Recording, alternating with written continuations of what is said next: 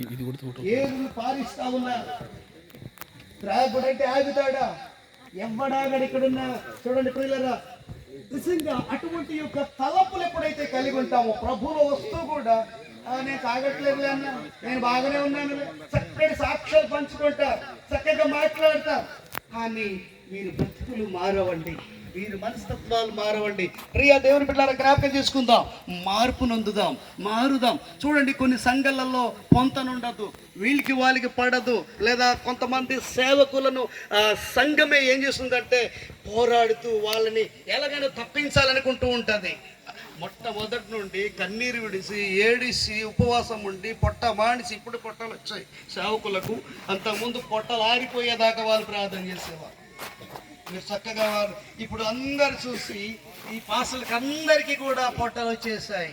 మీరు పొట్టలు నింపుతున్నారు అంటున్నారు, కానీ లేదు, ఇది గ్యాస్ వల్ల వచ్చిన పొట్ట, కానీ ఈ పొట్ట ద్వారా ప్రయోజనం లేదు. ప్రియులారా, నిజంగా మీరు గమనించండి, ఈ పొట్టలు నింపుతూ చాలా మంది అండి కక్ష పెంచుకుంటున్నారు పాసల మీద.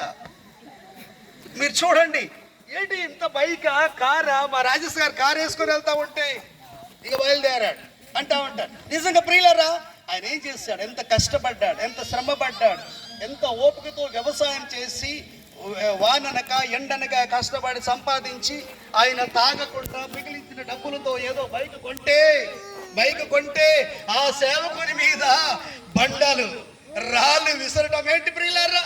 హల్లెలూయా, హల్లెలూయా. ప్రియులారా, దేవుని బిడ్డలారా, జ్ఞాపకం చేసుకుందాం.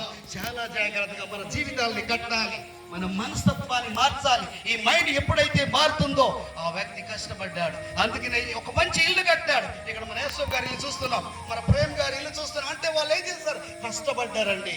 కష్టపడకుండా ఏది రాదు ప్రియులారా, పని చేయకుండా ఏది రాదు, కష్టపడాలి.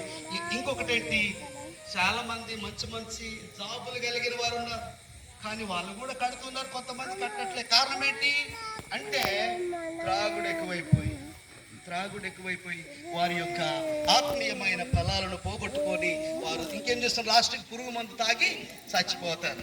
తర్వాత ఇంకేం చేస్తారు?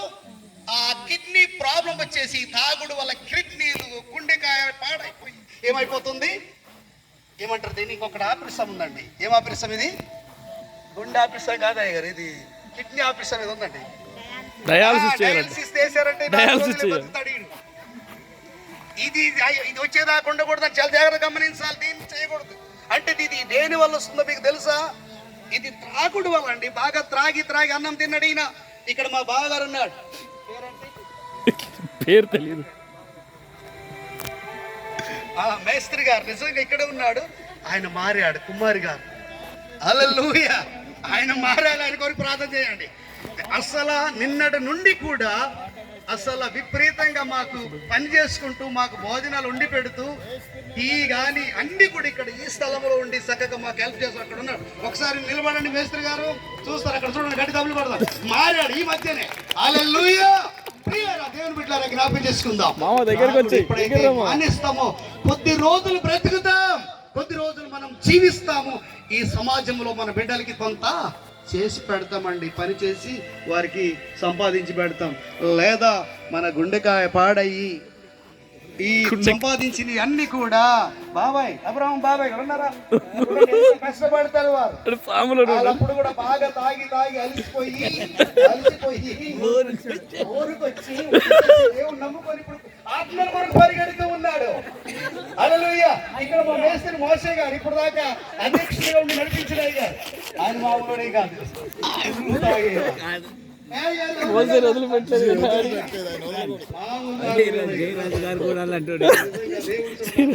నిజంగా నేను ఒకటి చెప్తాను ఫైనల్గా. నేను ఈ విధంగా ఇటువంటి ప్రోగ్రాలు కానీ ముందుకు వెళ్ళడానికి కొంత గల కారణం ఆయనే. మోసం నడు నేను ఉన్నానంటా ఉన్నాను. నిజంగా నీకు ఉండాలి. తమ్ముడు యోహన్ గారు ఆయన కూడా ఏం చేస్తారంటే ముందుకు చూస్తూ ఉంటారు, ముందుకు నడిపిస్తారు. మేమున్నాం, ధైర్యంగా ఉన్నాం. మీరు మా బావగారు యేషబ్ గారు. హల్లెలూయా. దేవుని బిడ్డలకు ప్రతి సేవకుడు కూడా నిజంగా నిలబెడితే ప్రియులరా అగ్నిని కురిపించే సేవకులు ఇక్కడ ఉన్నారు. ఏ సేవకుడు మామూలు వ్యక్తి లేడు ఈడ. ఏ సేవకుడు కూడా మామూలు సేవకులు ఇక్కడ లేరు. మనుషులు చాలా మంది చూడండి, ఒక్కవేళ ఫైర్ మ్యాన్ గా ఎవరైనా బాగా ఎగిరారనుకో, అమ్మో ఈ పాస్టర్ ముంచోడండి, మా పాస్టర్ ముంచోడుగా ఇలా నిజంగా సంఘాలలో చూస్తూ ఉంటామండి. చాలా బాగా చేస్తారు. ఏంటమ్మా మీ పాస్టర్ గారు ఇంత కష్టపడేంత చేస్తే మీ పాస్టర్ ముంచోడు కాదా, ఏం చేశాడు? ఇంకొకటి వచ్చాడు అనుకో, అవునండి కొంతమంది ఉంటారండి, ఆ పాస్టర్ గారు తెలియకుండా వచ్చేసి, మరి నిజంగా మీ పాస్టర్ గారు మించోడు కాదు, అది ప్రార్థన చేయాడు, ఏం చేయాడు, తిండి వరకే, అందుకే నాకు పొట్ట బాగా వచ్చింది, నా దగ్గరికి రా ఈడు పొట్ట పెంచడానికి, ఈ సేవకుడు ఇంకొకటి ఆయన పొట్ట పెంచడానికి, అంటే ఈయన కొరకే వీళ్ళు ప్రాకులాడుతుంటారు. హల్లెలూయా. నిజంగా వీళ్ళు అటువంటి సేవకులు కాదని నేను అంటాను. ఎందుకంటే నాకు తెలుసు, నేను నమ్ముతున్నాను. హల్లెలూయా. గట్టిగా ఈ సేవకులు బట్టి గట్టిగా తప్పులు కొడదాం. హల్లెలూయా. పరిశుద్ధాత్మ ద్వారా నడిపించబడాలి, దేవుని శక్తి ద్వారా నడిపించబడాలి. ఈ సేవకుల ద్వారా గొప్ప కార్యము జరగాలి. హల్లెలూయా. సేవకులు ఉన్నారు, దైవ సేవకులు. వంశీగా నిలబడితే అద్భుతమైన వాక్యాలు చెప్పగలరు. నాకు నేను చూస్తాను యూట్యూబ్లో. నేను ఇప్పుడు పెట్టట్లేదు తమ్ముడు, నువ్వు అప్పుడు బాగా చూసేది. నేను ఈ మధ్య చూడట్లేదు, కానీ అద్భుతంగా ఆరాధన చేయగలడు, చక్కటి వాకింగ్ చెప్పగలడు వంశీ గారు. ఒకసారి వంశీ గారు నిలబడి ఒకసారి చూడండి. వంశీ గారు మంచి యవనస్తుడు, నిలబడితే కేజీ కూడా ఆగదండి, అంత ఉత్సాహంగా. వాళ్ళ విశ్వాసాలు కూడా అటువంటి వాళ్ళే, వాళ్ళ విశ్వాసాలు కూడా అటువంటి వాళ్ళు, అంత పాజిటివ్గా ఉంటారు. నిన్న వచ్చారు, అసలు ఆ పట్టాలు పరుస్తున్నారు, ఆ కుర్చీలంటే దుగ్గున్నాయి, వాటన్నీ కూడా తుడుస్తున్నారు, వాళ్ళ కచ్చిపులతో తుడుస్తున్నారు. నేను చాలా సంతోషపడ్డాను. మా వంశీ గారి యొక్క శిష్యులు ఆనందపడ్డాను నిన్న. హల్లెలూయా. అదే కాకుండా వర్షంలో కూడా నిలబడి కొంచెం విన్నారు. ఇంకా ఎక్కువైపోయినప్పుడు అందరు అక్కడ చర్చిలో వెళ్ళారు. హల్లెలూయా. దేవుని బిడ్డలారా, ఈ రాత్రికాల సమయంలో మనందరం కూడా ఈ విధంగా కలుసుకోవడానికి, ఈ విధంగా ఇటువంటి పండగని ఇది ఒకవేళ మేము ఒకటి చెప్పాలి, దైవ సేవకులు అన్నాడు కేక్ తెద్దామన్నారు. కేక్ ఇంపార్టెంట్ కాదు, ఆ కేక్ కొరకు ఒక అర్ధ గంట వేస్ట్ అయిపోద్ది. వద్దు, మనం తింటూ ఉంటాం ఇక్కడ, బ్రష్ చేయరు, ఏం చేయాలి. ఇప్పుడు ఇంచుమించు గంటన్నర 6 గంటల నుండి 10-11 దాకా అలాగే ఉంటారు. ఈ నోరంతా కూడా వాసన వచ్చి ఇలా మింగేస్తుంటారు. అయినా వీరికి కుద్దు అన్నాను నేను, అయినా అదే అన్నాను, కేక్ ఏమొద్దు. ఈ కేకు అర్ధ గంట తీసుకునేది ఏం చేద్దాము, వాకింగ్ చెప్దాము, లేదా మన నోళ్ళు అందరూ. నా ఆలోచన ఏంటంటే మన పిల్లలందరూ కూడా పాడాలి, మన సేవకులందరూ కూడా వాడబడాలి. వీళ్ళే స్పీకర్లుగా మారాలి, వీరే దేవుని శక్తిని పొందుకునే వారిగా మారాలి. వీళ్ళే ప్రార్థన చేస్తే అద్భుతాలు జరగాలి, వీళ్ళే ప్రార్థన చేస్తే కార్యాలు జరగాలి, వీరే ప్రార్థన చేస్తే దేవుడు గొప్ప కార్యము చేయాలి. హల్లెలూయా. హల్లెలూయా. దేవుడు మీతో మాట్లాడతాడు, దేవుడు మీ బలపడతాడు. ఇక్కడ చూసినట్లయితే పిల్లలు ఏం చేస్తున్నారంట, తిరగబడే వారిగా నేర్పుతూ వారిని. చాలా మంది అండి నీ దగ్గరికి వస్తారు, లేదా సేవకుని దగ్గరికి వస్తారు, ఎన్నో కష్టాల్లో వస్తారు. అయ్యా అయ్యగారు నా కుళ్ళంతా నొత్తుంది, కాలంతా మంట, తల మంట, అంత అరికాలు మొదలుకొని నెత్తి వరకు మంటనైనా అని ప్రార్థన చేస్తాడు దైవ సేవకుడు. చక్కగా మిమ్మల్ని బలపరుస్తాడు. మళ్ళీ ఎవరో వచ్చి ఇక్కడ కులబొడుస్తారు. అయ్యగారు ఒక సాక్ష్యం చెప్పాడు ఈరోజు. అయ్యా 2 వారాలు నేను ప్రార్థన చేస్తే ఇంకొకడు వచ్చి ఏం చేశాడంట, ఏడుస్తున్నాడు. ఈ రోజు అయ్యా నేను అన్నాను,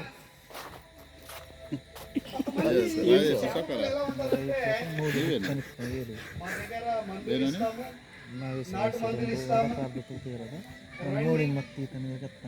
ఈ నాటు మందులు నమ్మేది కాదండి.